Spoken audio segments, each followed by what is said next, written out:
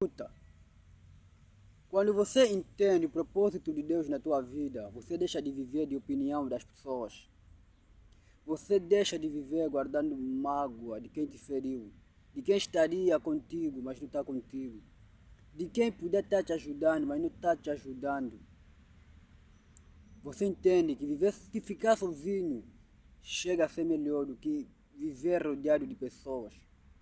E Deus permite isolamento, Deus permite solidão. Deus permite que isso aconteça para nos forjar para algo maior lá na frente. O fato de você estar a viver de momentos difíceis não significa que você vai viver com isso para sempre.